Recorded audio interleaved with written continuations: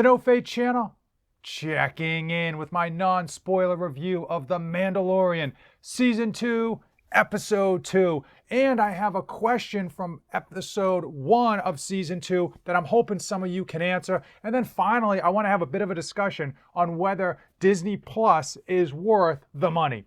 If this is your first time to the channel, hit that subscribe button down below. I am dedicated to helping you dads be great parents to your kids and still accomplish your own personal goals. And let's be honest with our children, we really want them to be into the shows that we're into. And that's why I'm kind of doing a quick review of The Mandalorian Season 2, Episode 2. No spoilers. And I want to talk about Disney Plus as an online TV format, very similar to Netflix or Amazon Prime TV, to give you an idea, if you're a parent, whether this is going to be good for your kids, if it's worth your hard-earned money. So The Mandalorian Season 2 continues to deliver. It's everything that we expect it to be. It is, frankly, a Wild Wild West show in space, okay? My favorite Wild Wild West show in space is, okay, many of you might have watched that in previous years, but I'm still a fan. And that every time I see, like, cowboys in space, it makes me think of that. So The Mandalorian, if you're a Star Wars fan, it's everything you want. You get The Mandalorian, you get a lot of backstory, you get tons of characters, great costumes, great special effects, amazing worlds that they create and kind of bring you into like these special worlds that they are delivering. You get Baby Yoda and you get some funny one-liners, and it's a feel-good show, and it delivers on everything that you want. Season 2 picking up right after Season 1 of just giving you the same stuff that you want. Now, some people might be sick of it, but I think they're just giving the audience what they want. They want Baby Yoda, they want fights, they want to push the story forward, which is what we have seen in Episode 1, and now again in Episode 2. Again, pushing the story forward without feeling like you need to or you can't have a single standalone story. So they do a good job of gradually moving the story forward, but still giving you those fun, exciting storylines that you expect. I mean, Episode 2, for me, I enjoyed it, okay? Some people are probably going to have an issue with it, maybe, but I don't know. A season in, you should know what to expect in these videos, in these episodes. And frankly, I like the fact that they're releasing them one a week. Why? It gives me that old-time feeling when you used to watch a TV show and be so excited for the next week, for the new episode, right? Back before Netflix just dropped whole seasons, you would build up that excitement and you'd finally get to watch it.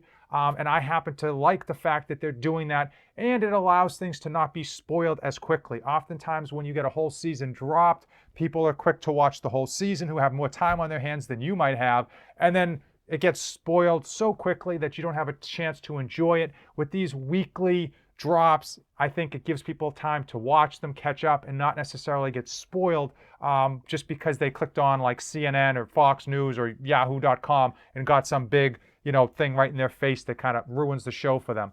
Overall, I was happy with Episode 2. Let me know in the comments below if you thought Episode 2 was better or worse than all the other episodes up to this point. Personally, I think it's right in line. I think, for doing averages, I think it just hits the average and delivers what we're expecting. I don't know what people really want or that are disappointed or upset with the series, but frankly, I've got no complaints because I'm going in with eyes wide open and I'm getting what I expected. So, on to my question regarding Season 2, Episode 1. If you've seen it, I'm not going to really spoil anything for you, but if you haven't seen it by now and you're really afraid of spoilers, fast forward like 40 seconds. But at the end of Season 2, before the final scene, when they were chopping up the monster, one of the aliens pulls out this white, what I thought was like an egg.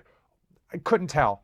Do you know what that was, what it was meant to be? I assume it was meant as like an egg, but I didn't know like what the purpose of that was, if they were going to eat it, if they were going to hatch it, or what. If you have an idea or a theory, drop it in the comments below because I've Googled it, can't find it. Let's talk about Disney Plus and whether it is worth a month of Disney Plus or an annual fee of Disney Plus. I'll put the cost points right up here.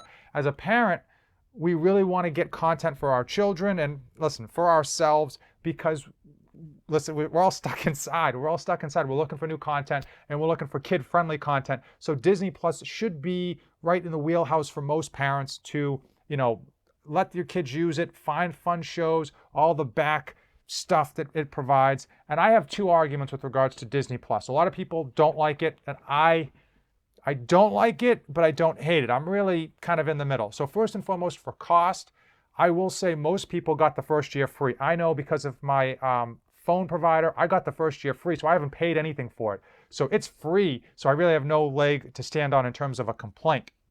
For those folks who are getting it, most of the individuals who are getting it for their kids and all of the old Disney films that come along with it. I will say, I think if your kid is into Disney, my 6-year-old for some reason doesn't want to watch any of Disney Plus content. If your kid is actually into Disney, I think it adds great value because you get all these old videos and movies that you probably saw as a kid, but if you had to go out and buy them, would cost you a fortune now. You get all that content. They do have some new content out there, in terms of Disney Plus. You get the Mandalorian, of course, and they are putting out more and more new content. But the idea is you get that backlog catalog for kids that are young, that are going to want to watch something like 4 or 5 times in a row. Or if you're my kid, he'll watch like one series 8 times. He'll go through it again and again and again. So I think the value is there for people who are paying for it for their children. Again, the big asterisk being that your child is into the Disney stuff. Mine just isn't.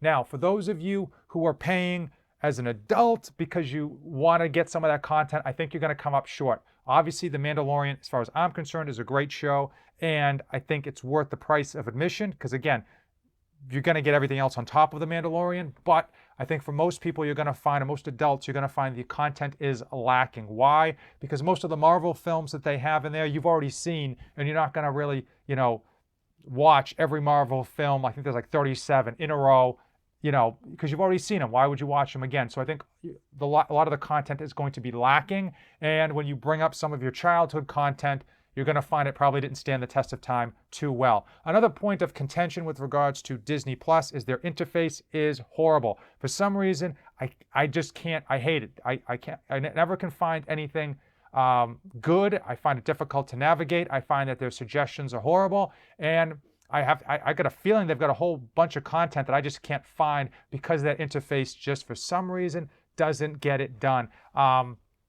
Overall, do I think it's a good product? If you're getting it for free, it's a great product. If your kids are into the Disney content and they're using it regularly, absolutely worth it. But if you're just going to be getting it as an adult because you think they have a ton of cool stuff on there, I think you're going to be disappointed. Let me know if I'm wrong. Let me know if you disagree. Drop it in the comments below. Hopefully you found this quick non-spoiler review of The Mandalorian Season 2, Episode 2 informative, fun, useful. Hey, as usual, thank you for watching, and don't save anything for the trip back.